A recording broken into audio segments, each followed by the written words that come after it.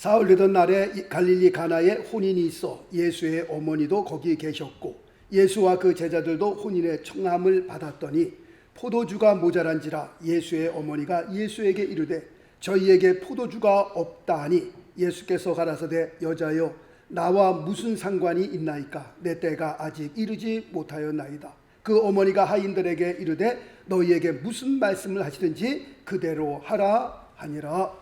아멘. 할렐루야. 아멘. 작년 2025년에 요한복음을 통해 나는 누구다 라고 말씀하신 예수님의 말씀을 통해 같이 은혜를 나누었습니다. 혹 기억하세요? 예수님께서 나는 누구다 라고 몇 번을 혹시 말씀하셨나요? 물어보는 제가 좀 그렇죠? 죄송합니다. 예수님께서 요한복음을 통해 나는 누구다라는 것을 몇 번 말씀하셨는가 하니까 자, 그래서 화면을 준비했습니다. 화면 보니까 몇 번을 말씀하셨죠? 7번을 말씀하셨습니다. 첫 번째 나는 누구다? 생명의 떡이다. 두 번째 나는 누구다? 세상의 빛이다. 세 번째 나는 누구다? 양의 물이다. 네 번째 나는? 다섯 번째 나는? 여섯 번째 나는? 일곱 번째 나는? 아멘. 이제 조금 어떻게 좀 기억이 나시나요? 기억하실 필요 없습니다. 제가 또 한 번 조만간에 또 한 번 할 거니까 기억 안 하셔도 됩니다. 오늘부터는 요한복음에 나타난 예수님의 7가지 표적, 다시 쉽게 말씀드리면 7가지 기적에 대해서 같이 말씀의 은혜를 나누게 되겠습니다. 그래서 오늘과 다음 주일에는 첫 번째 표적으로 가나 혼인 잔치의 기적이라는 제목을 가지고 같이 말씀의 은혜를 나누려고 합니다. 가나라고 하는 곳은 예루살렘에서 북쪽으로 쭉 올라가면 약 100km 정도 떨어진 곳에 있습니다. 약 60마일 정도 떨어진 곳에 있는데 60마일이라고 하면 우리가 자동차로 운전을 해서 고속도로로 약 1시간 정도 달리면 있는 곳입니다. 예수님께서 성장하셨던 동네 나사렛이라고 하는 동네에서는 그렇게 많이 떨어져 있지 않습니다. 나사렛이라는 동네가 있고 나사렛이라는 동네 바로 위편에 이 가나라고 하는 동네가 있는데 약 14km 정도, 약 6마일, 약 한 8마일 정도 떨어진 곳에 있다라고 보시면 됩니다. 그리고 나사렛, 그리고 바로 옆에 가나가 있는데 이 나사렛과 가나라고 하는 이 동네는 갈릴리 지역에 속해 있는 작은 지방 마을의 이름들입니다. 그래서 오늘 본문 말씀의 배경은 이 가나라고 하는 곳에서 혼인잔치, 다시 말씀드리면 결혼식이 열렸다라고 볼 수 있습니다. 그리고 바로 이곳에서, 이 가나라고 하는 곳에서 예수님께서 첫 번째 표적을 나타내 보여주셨습니다. 그 표적은 물이 변하여 포도주가 되는 그런 기적을 나타내 보여주셨습니다. 물이 변하여 포도주를 만드신 이 기적은 예수님께서 신랑과 신부를 축복하신다 라고 하는 그런 의미가 여기에 담겨져 있습니다. 남녀가 만나 결혼을 통해 한 가정을 이루는 것, 이것은 하나님의 뜻이요 하나님의 계획이었습니다. 하나님께서 이 세상에 제일 첫 번째로 만든 기관은 어떤 기관일까요? 가정이었습니다. 교회도 아니었고 나라도 아니었고 하나님께서 천지를 창조하신 다음에 가장 제일 먼저 만든 기관은 가정이라고 하는 기관이었습니다. 하나님께서 우리를 사랑하신다라고 하는 그 사랑의 그 클라이맥스, 절정은 어디에서 나타날까요? 세상 만물을 통해서 다 보여줄 수 있지만 하나님의 사랑이 그 만물을 통해서 우리에게 말씀하고 있지만 하나님께서 우리를 사랑한다라고 하는 가장 절정의 시간은 어디라고 생각하세요? 그것은 십자가입니다.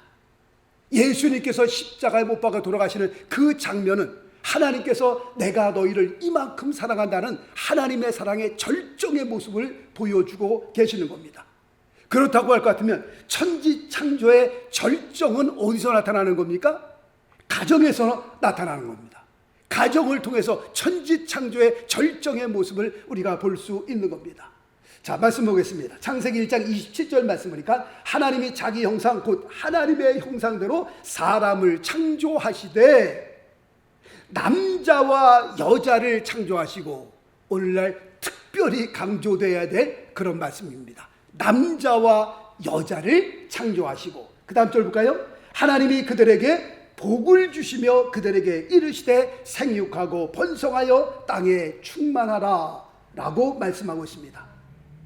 가정을 만드시고 또 그 가정을 축복하시는 이 장면을 보면서 하나님께서 천지를 창조하신 그 절정의 모습은 어디서 나타나느냐? 가정을 통해서 나타난다 라고 말씀드릴 수 있습니다. 그러므로 가정이 중요할까요? 안 할까요? 가정이 중요합니다. 가정이 대단히 중요합니다. 왜냐하면 가정이 흔들리면 우리의 삶 전체가 다 흔들리기 때문에 그렇습니다. 이 가정이라고 하는 것은 파운데이션과 같아요. 기초와 같습니다. 그러므로 이 가정이 흔들린다? 그러면 나의 삶과 연관된 모든 것들이 다 흔들리는 겁니다. 직장도 흔들리고요, 사업도 흔들리고요, 사회도 흔들리고요, 그리고 교회까지도 큰 영향을 받게 되는 겁니다. 그래서 우리가 아는 가와만사성이라고 그러잖아요. 가와만사성이란 말이 그래서 괜히 나온 말이 아닙니다. 모든 것은 다 가정입니다. 가정이 튼튼해야 교회도 튼튼하고요, 가정이 튼튼해야 직장, 사업, 사회, 나라까지도 모든 근본은 어디에 있는 겁니까? 가정에 있는 겁니다. 그래서 가와만사성을 영어로 뭐라고 하나 한번 뒤적뒤적 해봤더니 뭐 여러 가지 뭐 말이 나오는데 이렇게 해석한 사람이 있더라고요. 가와만사성을 Family is everything, 그렇게 해석한 사람이 있더라고요. Family is everything, 그 말을 보면서 야, 너무너무 동의가 감동이 되더라고요. 그렇구나, Family is everything, 가정이 전부다, 가정이 모든 것이다. 동의하십니까? 예, 동의합니다. 가와만사성 너무 해석을 너무 멋있게 했더라고요. Family is everything. 그러므로 가정이 굉장히 중요합니다. 가정이 행복해야 되고요, 가정이 든든해야 모든 것이 다 평안할 수 있는 겁니다. 그런 의미에서 예수님께서는 가나의 혼인잔치를 축복해 주신 겁니다. 물이 변하여 포도주로 만든 그 역사는 우리 예수님께서 그 신랑과 신부를, 한 가정을 이루는 그 가정을 축복하신 장면이다 라고 그렇게 해석할 수 있습니다. 자, 오늘 읽어드린 요한복음 2장 1절과 2절 말씀을 다시 한번 봅니다. 사흘 되던 날에 갈릴리 가나에 혼인이 있어 예수의 어머니도 거기 계시고 예수와 그 제자들도 혼인의 청함을 받았더니 라고 그렇게 기록되어 있는 것을 보게 됩니다. 내려오는 말에 의하면 마리아와, 예수님의 어머니 마리아와 신랑의 어머니가 자매간이었다라고 그렇게 말들을 하고 있습니다. 그러므로 마리아는 지금 이 잔치의 손님으로 결혼식에 참석한 것이 아니라 어떻게 보면 자기의 동생이니까, 자기의 자매니까 집안일로, 주인으로 이 결혼식에 참석한 겁니다. 그런데 오늘 2장 1절과 2절 말씀 보니까 마리아의 남편 누구죠? 요셉은 여기에 기록되어 있지 않습니다. 나오질 않습니다. 지금 저희가 추측해 보기를 아마도 이때는 요셉이 세상을 떠나지 않았을까라고 그렇게 생각을 해봅니다. 자, 3절 말씀 볼까요? 포도주가 모자란지라 예수의 어머니가 예수에게 이르되 저희에게 포도주가 없다 하니. 마리아는 손님으로 참석한 것이 아니라 집안 일로 왔기 때문에 지금 한참 잔치 가운데에 뭐가 떨어졌어요? 포도주가 떨어졌습니다. 이 포도주가 떨어졌다는 걸 제일 먼저 안 사람이 마리아였습니다.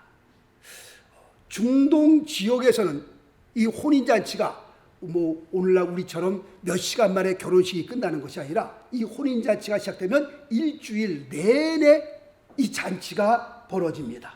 그러니 일주일 내내 잔치가 벌어지는 가운데에 얼마나 많은 음식과 얼마나 많은 음료수가 필요했겠냐 하는 겁니다. 그런데 잔치가 한참 무르익어 갈 때에 마침 뭐가 떨어졌어요? 포도주가 떨어진 겁니다. 포도주가 떨어졌으면 오늘날 같으면, 지금 같으면 뭐 콜라도 있고 사이다도 있고 맥주도 있고 막걸리도 있고 뭐 이런 것을 뭐 대충 같이 때우면 될 텐데, 그때는 그런 것이 없었단 말이죠. 특별히 지금 이때 당시에는, 2000년 전 이때 당시에는 중동 지역에서는 혼인잔치에 포도주가 떨어졌다?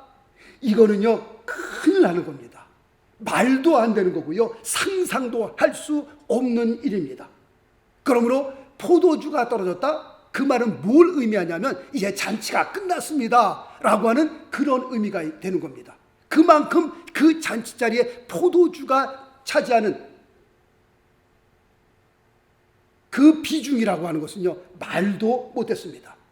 감히 이 잔치에 포도주가 없어? 상상도 못했던 일입니다. 그러니 그 잔치가 한참 무르익고 있는데 포도주가 떨어졌으니 지금 이런 이 급한 상황에서 마리아가 이 사실을 알았는데 어떡합니까? 포도주가 떨어졌다는 사실을 알고 어떻게 해요? 술집으로 달려갑니까? 아니었습니다. 지금 누구에게로 달려갔습니까? 예수님에게로 달려간 것을 보게 됩니다. 마리아가 예수님에게로 달려가서 지금 뭐라고 얘기를 합니까? 저희에게 포도주가 없다라고 그렇게 얘기를 합니다. 지금 이 상황을 보면서 그럼 예수님과 포도주와 무슨 관계가 있느냐? 아무런 관계가 없습니다. 마리아가 지금 이 급한 상황을 보고 예수님께로 달려가서 포도주가 없다고 하는데 예수님과 포도주 무슨 상관이에요? 아무 상관이 없습니다. 예수님이 뭐 술집 사장도 아니고 술을 만드는 기술자도 아니고 포도주와 예수님 아무런 상관이 없습니다. 그런데 왜 마리아가 이 급한 상황에, 포도주가 떨어진 상황에 예수님에게로 달려가서 포도주가 없다라고 얘기를 한 겁니까? 지금 이런 상황이요, 성경에 보면 또 나타나 있습니다. 요한복음 11장에 보면은 나사로라고 하는 사람이 병들어 이제 거의 죽게 되었습니다. 나사로라고 하는 이 사람에게 누이가 있었는데 나사로의 누이들이 사람을 누구에게로 보내요? 예수님에게로 보내면서 이런 말을 전하게 합니다. 주여 보시옵소서, 사랑하는 자가 병들었나이다 라고 하는 그런 말을 전하게 됩니다. 그럼 사람이 병들었으면 누구에게로 가야 돼요? 의사에게로 가야죠. 당연히 의사에게로 가야죠. 왜 사람이 병들었는데 예수님을 찾아갑니까? 예수님과 병든 사람과 무슨 상관이 있어요? 없어요? 없습니다. 아무런 상관이 없습니다. 예수님이 무슨 뭐 의대를 나온 것도 아니고 예수님이 무슨 병원 원장도 아니고 사람이 다쳤으면, 사람이 병들었으면 의사를 찾아가야지 왜 예수님을 찾아가냔 말이에요. 예수님과 병든 사람 아무런 관계가 없거든요. 그런데 나사로의 누이가 사람을 예수님에게로 보냈습니다. 지금 이 상황을 보면서 이것은 나사로 누이의 믿음이었습니다. 예수님을 향한 나사로의 누이들의 믿음이었다라고 말씀을 드릴 수 있습니다. 누가복음 5장에 보면 또 그렇습니다. 베드로가 바닷가에 나가서요, 밤새도록 물고기를 잡으려고 했는데 한 마리도 못 잡았습니다. 지금이야 배에 보면 컴퓨터가 있어갖고요, 컴퓨터 밑에 보면 바닷물 속으로 지금 물고기 떼가 움직이는 것을 쭉 이렇게 감지합니다. 그래서 여기에는 없구나 해서 뭐 낚시해 보셨어요? 배 타고 나가셔서? 예, 보면 컴퓨터에 보면 요새는 너무너무 잘 돼 있습니다. 보면 그래서 쭉 그 컴퓨터 보면서 배가 다니죠. 그런데 그때 무슨 뭐 컴퓨터가 있어요? 뭐가 있어요? 그냥 기상과 그다음에 이쪽쯤 대강 이쪽쯤 물고기 떼가 지나가겠다 살아온 경험으로 아는 거죠. 그런데 그날은 베드로에게 재수가 없었는지 한 마리도, 밤새도록 그물을 내는데 한 마리도 못 잡았습니다. 그러니 피곤하겠어요? 안 피곤하겠어요? 만선이 돼야 돌아와야 밤새도록 고기를 잡은 기분도 있고 힘도 있고 그거 팔아야 또 생활하니까 배가 만선이 돼서 돌아오면 피곤한지도 모르고 흥흥거리면서 노래 부르면서 돌아올 텐데 물고기를 한 마리도 못 잡았으니 얼마나 피곤하겠어요. 이제 해가 뜰 무렵쯤 돼갖고선 빈 배로 돌아와서 베드로는 힘없이 그물을 싣고 있는데 예수님께서 베드로의 배에 올라 육지에 있는 군중들을 향하여 말씀을 가르치십니다. 그러니 집에 돌아갈 수도 없고 그냥 그 앞에 앉아서 그냥 예수님 말씀을 1시간을 전했는지 2시간을 전했는지 모르지만 다 끝날 때까지 기다려야죠.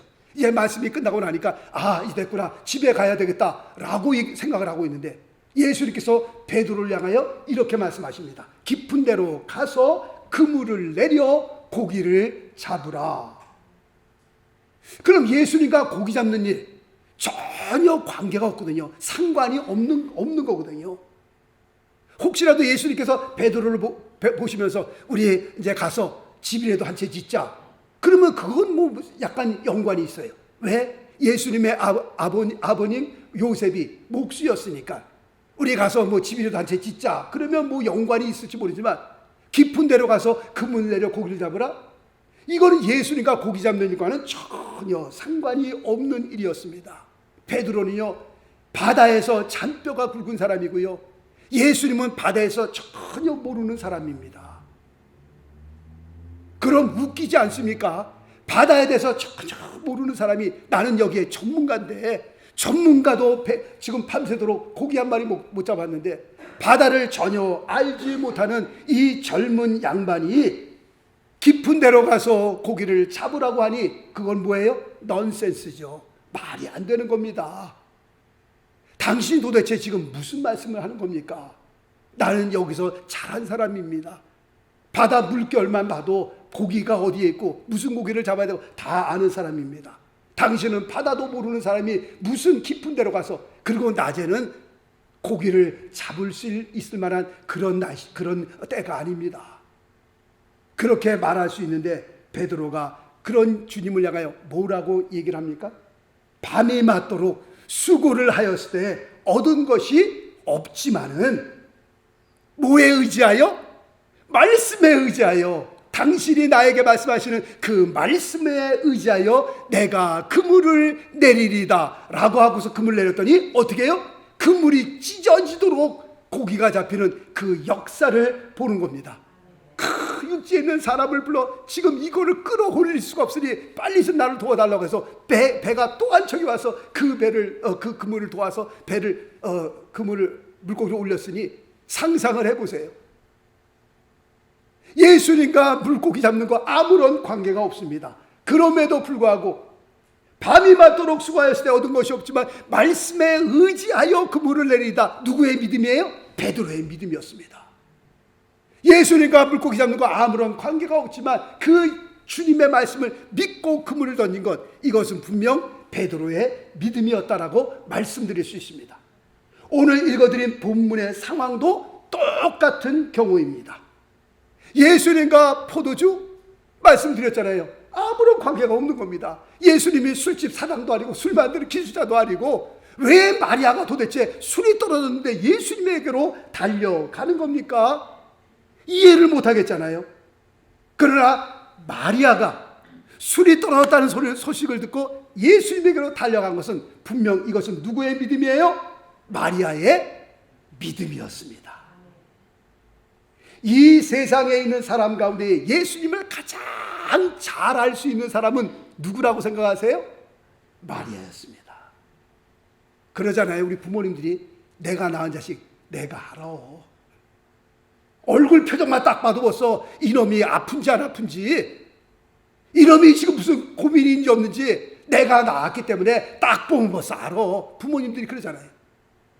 그러니 이 세상에 태어나게 하신 그 예수님을 가장 잘 알 수 있는 사람이 누굴까? 아무리 생각해도 그건 마리아였습니다. 누가복음 1장에 보면요, 천사 가브리엘이 마리아에게 나타나서 마리아를 방문해서 이런 말을 합니다.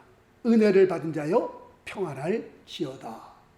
그렇게 얘기를 하면서 무슨 말을 하냐면, 자 말씀 볼까요? 누가복음 1장 32절에 보니까 보라 내가 수태하여 아들을 낳으리니 그 이름을 예수라 하라.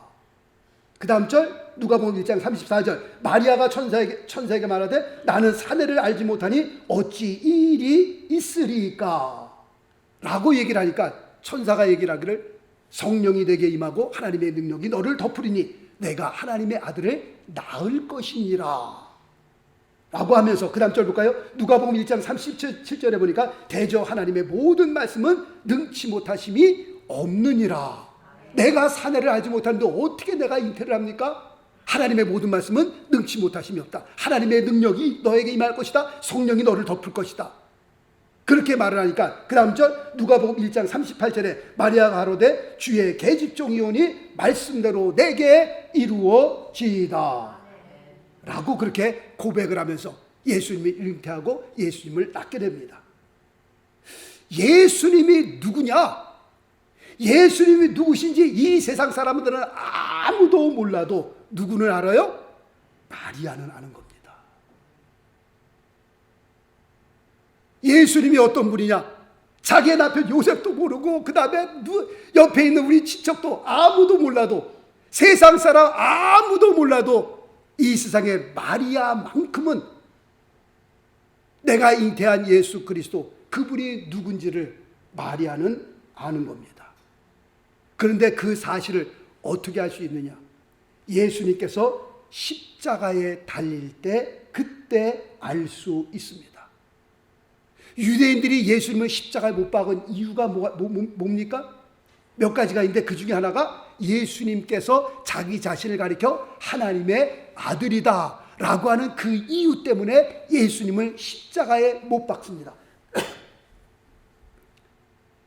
그러면 만약에 마리아가 남편 요셉과 관계를 통해 예수님을 낳았다고 할 것 같으면 잘 들으세요.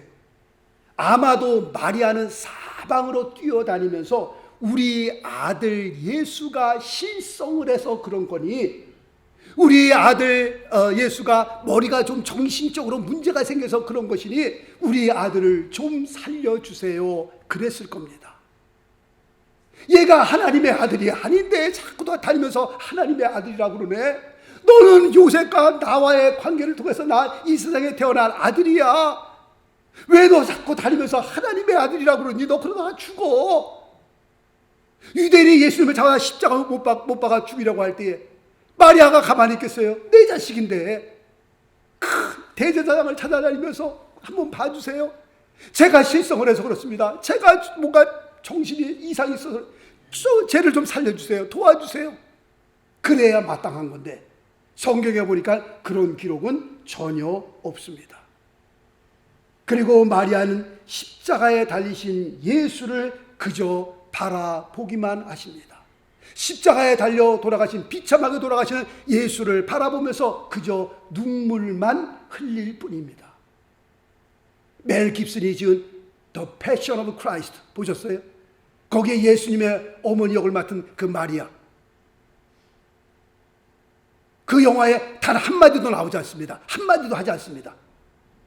그런데 그 사람 연기력을 전 세계에서 알아주는 것은 그 얼굴 표정에서 예수님이 돌아가시는 그 장면을 보면서 슬피 우는 정말 괴로워하는 그 얼굴, 그 장면을 잡을 때마다 그래서 말 한마디도 없지만 그 여인의 그 연기는 정말 전 세계에서 인정을 해 주었습니다. 예수님이 고통당하는 그 고통을 똑같이 그냥 얼굴로 표현하는 그 모습을 우리가 보게 되잖아요. 예수님께서 십자가 돌아가실 때 그 앞에 가서 지금이라도 똑바로 얘기를 해라. 내가 살려면 너가 똑바로 뭐 그런 말 없잖아요. 십자가에 돌아가신 예수를 바라보면서 슬퍼하며 침묵하며 눈물을 흘리는 그 마리아의 모습을 우리가 보게 됩니다. 왜 그런 겁니까? 마리아는 십자가에 달리신 그분이 어떤 분인지를 누구보다도 잘 알고 있었기 때문에 그렇습니다. 그리고 그 후에 어머니 마리아는 마가다락방 120명 성도가 모이는 그 중에 한 명으로 참석을 해요. 성령 충만 받고 그 다음에 밖에 나가서 예수는 하나님의 아들이었음을, 우리의 구주였음을 나가서 증거하는 증인의 삶을 살게 되잖아요. 예수님이 누군지를 정확히 알았던 마리아는 세상 사람 아무도 몰라도 마리아는 그분이 누군 줄 압니다. 가나 혼인잔치에서 급한 일이 생기니까 그래서 예수님에게로 달려갔던 겁니다. 마리아뿐 아니라 누구에도 이런 급한 상황은 언제든지 일어날 수 있습니다. 우리가 2020년 새해를 맞이하면서 365일을 사는 동안에 우리가 왜 이런 급한 일을 당하지 아니하겠습니까? 그러나 우리가 마리아처럼 예수님을 정확히 알고 예수님에게로 나아올 수만 있다면 예수님은 문제에 대한 해결책을 가지고 계십니다. 그분은 어떤 문제에도 정확한 답을 가지고 계신 분입니다. 예수님과 포도주 아무런 상관이 없지만 그럼에도 불구하고 마리아가 예수님에게도 달려간 이유가 바로 여기에 있던 겁니다. 모세는요, 앞에는 홍해고 뒤에는 애국 군대입니다. 이런 상황에서 도저히 살아날 수 없는 상황이지만 이 문제를 가지고 누구에게 나아가요? 하나님께 나아가 부르짖어 기도하잖아요. 우리가 상상도 할 수 없는 해결책을 하나님께서 내보내 주시잖아요. 안데레는 어린아이의 한 끼 식사, 물고기 2마리와 떡 5덩어리, 아무것도 아니지만 그것을 가지고 어떻게 해요? 예수님께로 나아가잖아요. 예수님께서 그 아무것도 아닌 어린아이 한 끼 식사를 축사하시고 떼어주시니 5,000명이 먹고도 몇 강줄이요? 12강줄이라는 그런 해결책을 예수님께서 주시잖아요. 그렇다면 우리에게도 갑자기 사업의 문제가 일어날 수 있고요, 직장의 문제가 있을 수 있고요, 건강의 문제도 있을 수 있고요, 신분의 문제, 우리가 살면서 문제를 당할 수 있는 겁니다. 살다 보면 언제 어디서 어떻게 어떤 일이 터질지 아무도 모르는, 한치 앞을 내다볼 수 없는 그런 세상을 우리가 살고 있는 겁니다. 그래서 우리가 늘 불안하고요, 늘 두렵고요, 늘 무섭습니다. 그러나 마리아가 문제의 해결의 첫 시작을 예수님께로 나온 것처럼 우리도 그렇게 하자고요. 정말 우리의 문제의 시작은 이 문제를 품고서 어떻게 할까 고민하지 마시고 무서워하지 말고 두려워하지 말고 마리아가 문제가 생기자마자 예수님께로 나왔던 것처럼 문제가 생기면 어떻게 해요? 예수님께로 나오자고요. 좋으신 주님께서 물이 변하여 포도주를 만들어 주셨던 것처럼 우리의 삶에 일어나는 그 많은 문제들, 그 문제를 가지고 주님께로 나오게 되면 주님께서 반드시 그 문제에 대한 해결책을 우리에게 주실 것이고 그 문제를 선으로 바꾸어 주실 줄로 믿습니다. 아멘. 기도하겠습니다.